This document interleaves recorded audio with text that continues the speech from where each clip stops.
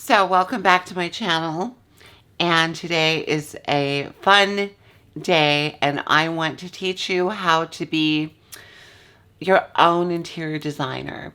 If you don't have the budget to hire a professional designer, but you want to stay focused, you want to have a vision, and you want to put together a successful room that's usable, comfortable, and beautiful, today is the day. And I'm going to show you some simple steps that you can use yourself to create your dream room.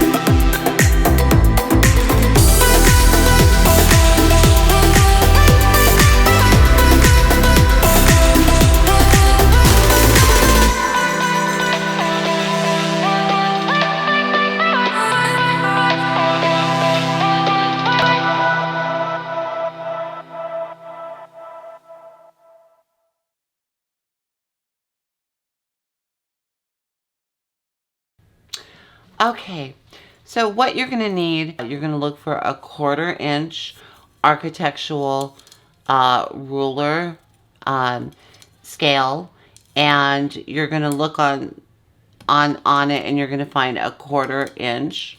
I need my glasses. So here's a 1/4-inch. Here it says 1/4, and that's what you're going to use. You are going to get some paper, and the paper that you're going to get is a 1/4-inch scaled paper, and this has little tiny squares, and it's 4 squares per inch.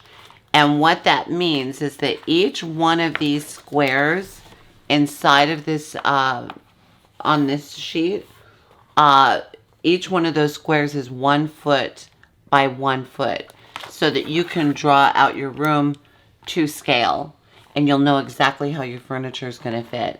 You're going to need a ruler, a nice big ruler, so that you can measure your room. When you measure your room, you are going to measure the entire room, and you're going to draw it out loosely, and then you're going to translate it to the 1/4-inch paper. So if you have a 3-foot wall, and then you've got a window, stop, make a mark. The window's 2 feet. This wall is 7 feet. The next window is so on and so forth. And we're going to draw it out, and I'm going to show you how to do that.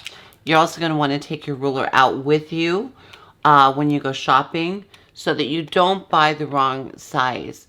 The thing that I find that happens the most is that clients will oftentimes, here's the thing, in a furniture showroom, these showrooms are so huge, and the furniture looks much smaller. So you look at it and you say, oh, that'll work in our family room or our living room. But then you get it delivered, and it is monumentally big, and it's taking up your whole room. And then you're like, well, I guess we can work with it. I guess we can live with it. And you don't want to make those costly mistakes. So that's why it's so important to measure your room, to know the scale, and to know the sizes of the pieces, so that when you go out, you can measure and say, okay, this sofa is 87 inches. We have a max of 90 inches that we can go. It's 42 inches deep. This side table is 24 by 28, and that's the size that we need. So you're not wandering aimlessly, playing a guessing game, making costly mistakes. You need a retractable pencil that you can draw out the room with. And you want to go in with, do some homework. Go to Barnes & Noble or your local mega bookstore. They always have a magazine section, and you're going to get interior design magazines. This is something that I make all of my clients do. So when I meet with them, I have a rule. They have to make an effort. They have to go buy the magazines like Architectural Digest Elle Decor. And what I tell them to do is to go through the magazine and actually just like rip out pages and write on it with a Sharpie. I love this sofa, but I don't like the fabric. I like the style of it. I love this cocktail table, but I'd like it darker. Or this is like, this lamp speaks to me. Get inspired by rooms that are professionally done and get your ideas together. Narrow it down so you know the style of sofa you're looking for. You know the rug you're looking for. You know the lamp you're looking for. And then cut them out, place them together, and look at it as a total picture and make sure that it blends together. Don't feel like you have to be matchy-matchy. For heaven's sakes, be eclectic. Show your personality. And don't be afraid to mix and match things. Don't be afraid to mix traditional with modern. And you'll find when looking at these interior design magazines that that's what the professionals do. They mix a little bit of everything in the room, and that's what gives a room character, and that's what gives a room a traveled look, a lived-in look, a comforting look, a comfortable look, where you want to go in, you want to sit down. Think about your family. Think about who's in this room. What are you going to do in this room? Do you have children? Do you have pets? Do the pets scratch? Are the kids carrying around a bottle? So keep that in mind so that you'll know what types of fabrics to get.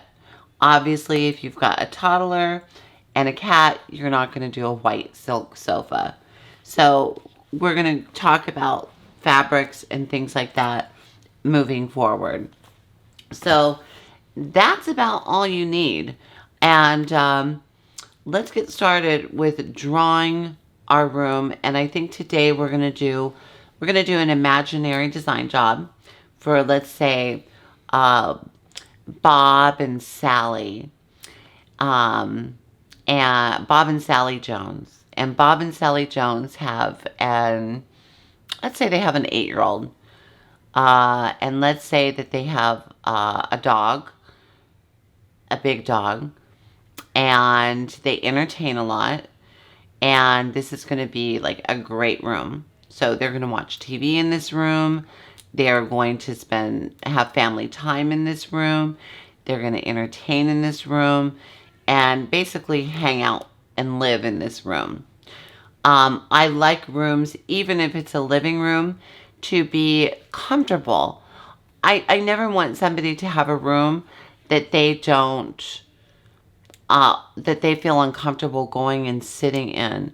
Like, oh, that's the living room. No, I want you to utilize every room in your home and want to go in that room depending on your mood. If you want to go in your more formal living room and lay down and read a book and spend time in there, I want you to do that. I don't believe in having a room that you can't use or you're scared to use or entertain in. So anyways, I'm going to show you how to use this paper and how to draw our imaginary room for Susie and Bob Jones. Is that their name? I can't remember their name. Their name might change. Bob and Sally are imaginary clients. I have ripped out pages, and I'm going to go in like kind of order. So one of the things you want to do is you want to find the feeling of the room. And everything doesn't have to be exact. These are just a guideline so that when you're out shopping, you're staying focused on your vision and what you want. So Bob and Sally, our imaginary clients, took these pictures. So this is like the feeling of the room. They like this feeling. They like the feeling of this room, which is kind of an eclectic look. They like the style of this sofa. It's like a modernized sofa, clean arm, double cushion seat. They love the idea of a modernized wing chair. So two that are modernized wing chairs. They like the idea of pulling in an exposed wood chair into the room. They like the feeling and style of these rugs, which are more modernized. And they also love this round mirror. They like the idea of putting a round mirror behind their sofa. They love this crystal lamp. They also like the color scheme of this room. They like the beige, taupe, creams, greens, rich greens. So this is our guideline for when we go shopping, and also when we're kind of drawing out our room, what we need. So let's draw out our room, and I'm going to show you how to do that right now. Okay, so you're going to take your 1/4 inch scale, and each one of these lines, the long lines are 1 foot. One. Okay, so you're going to take your 1/4 inch scale, and each one of these lines, the long lines are 1 foot. This is 1/2 of a foot, so that is 6 inches. So what you're going to do is you're going to take your grid paper and you're going to draw out your room. So let's say that we have a wall here, and this wall is going to be, let's say it's a great room. So we're going to make this room about 25 feet. Okay, so there's our line. And then let's say this wall is going to be about 18 feet. And let's say that this room, you're going to come, there's a window 2 feet in.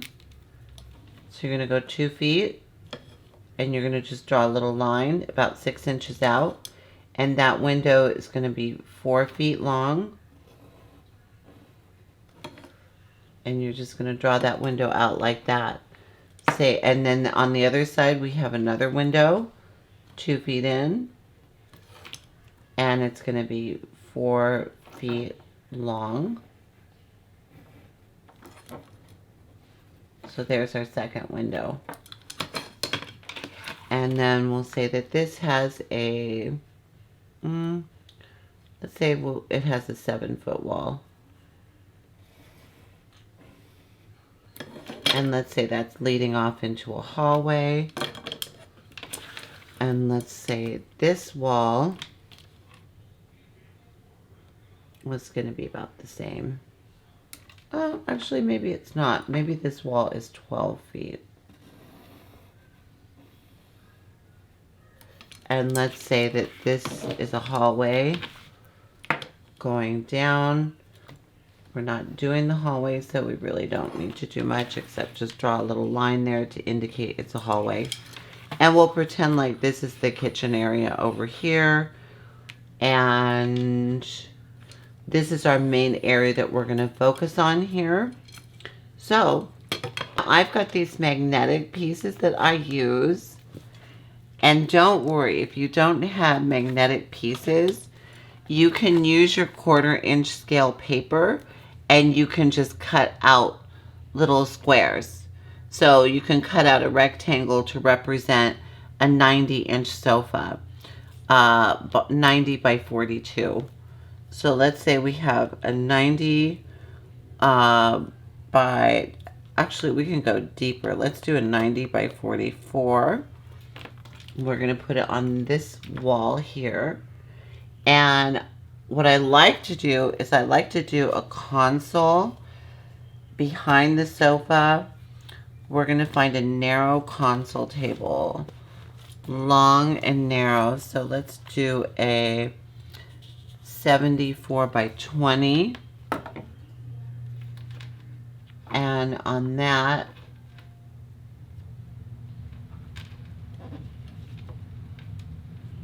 And see, once you cut out your pieces, you can play with it. They also said they liked the idea of a cocktail ottoman. So let's give them, they said they wanted to be very comfortable. So we're going to put a cocktail ottoman there.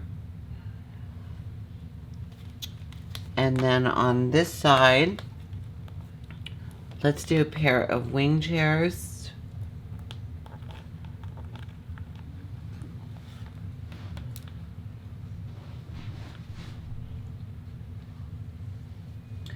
And let's do, when you angle chairs like this, you want to do a round table between them to put your drinks on. So let's do a 30-inch here. That'll have enough room for a lamp. And on this side,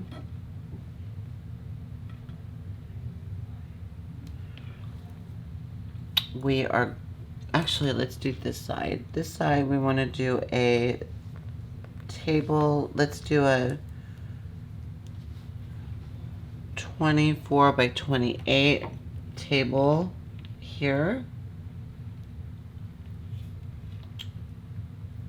And let's do a pair of square ottomans on this side, so that these are going to be 20 by 20, so that when they're entertaining, they'll have extra seating. And it also looks good. You're just going to space those out a little bit. And that looks pretty good. And then on this wall, we've got, let's see, 6 feet. Let's do an entertainment console, 72 by 24. And we've got this little corner over here. So why don't we put an exposed wood chair there with an ottoman. That's nice. And then we can even do like a little, just a small little accent cylinder table there, just to put a drink on. And that is our room. Let's say that Susie, or Susie's daughter, they want to have a little area where she could do her homework. So let's do like maybe a little secretary here.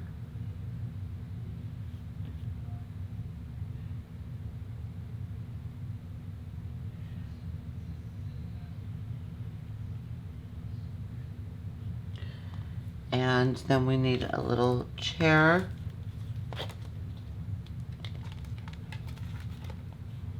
And we'll just do a little chair there,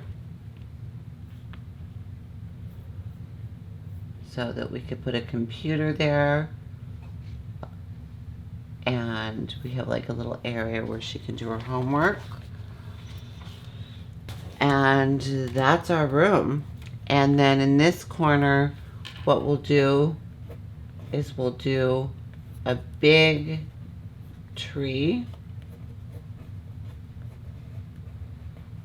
One of the things I like to do with trees is I like to, you can get a light that you can actually put in the pot. And what you do is you shine the light up so that the leaves reflect on the ceiling. And then let's figure out our rug size.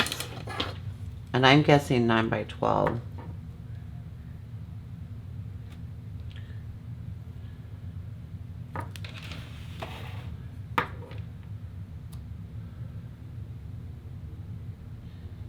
9 by 12 is good.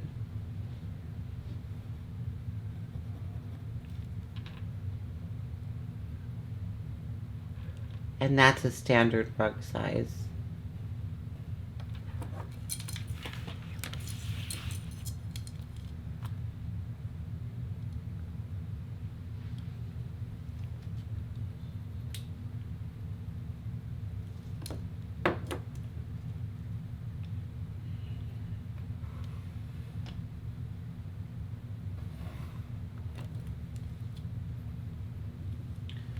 And there's our 9 by 12 rug.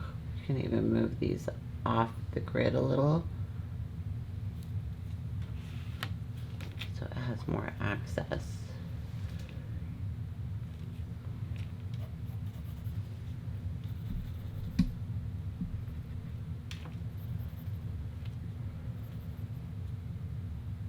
And there is our room.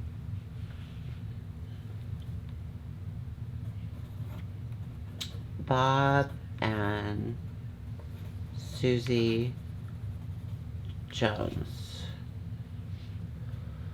So now we know what to look for. We'll probably put a pair of lamps on either side of the console table, and we'll probably put a lamp on this 30-inch round table, and we'll probably do a chandelier above this area here, and we'll do a chandelier or a floor lamp or a wall lamp on this corner so that there's adequate lighting if you want to sit and read a book. But I think that's a nice layout. So what you have to do is just play around with it. Now, I'm a professional, so I did that real quick. But when you got your pieces, you know what you want, you've got them cut out, you can just keep moving it around and moving it around and go, okay, everyone can see the TV there. You know, Bob likes to sit and read in the corner. Amanda, the daughter, her name is Amanda. I just decided. It can sit at the secretary, do her homework, and still be with everybody. And look what we've got here. We've got seating for, you can pull this chair in for an extra seat. So we've got 1, 2, 3, 4, 5, 6, 7, 8, 9, 10. You have achieved seating for 10 people.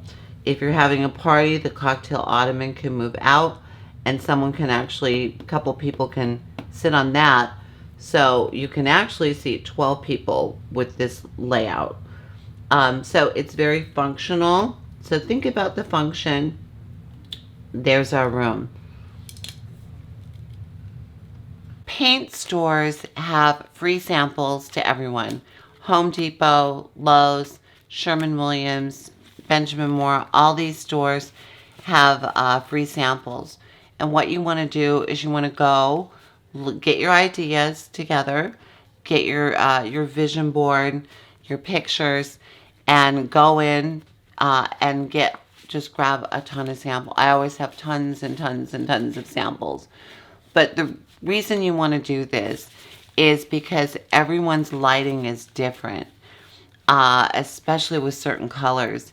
Some beiges can go really gray or green. So you want to take it home, tape it up on your wall, and see it in the natural light, in the evening light, and see how that color is going to look in your home with your lighting. And if you want to take it a step further, you can actually go in and purchase a mini can, and you can actually paint samples on your wall so that you can get an even broader vision of what the paint is going to look like in your room. When you're painting a room, also, don't do an accent wall. That's for amateurs. It looks like a college dorm. Paint the whole room, every single wall. Paint the room. When it comes to your ceiling, don't be scared to actually go a little bit darker unless you have low ceilings. Take your ceiling maybe 2 shades darker and do that on your ceiling. It'll give it a much more dramatic look, and it'll give you a wow moment. So That's a tip for you right there. Okay, so now that we've got our layout, we're going to get it together in a folder.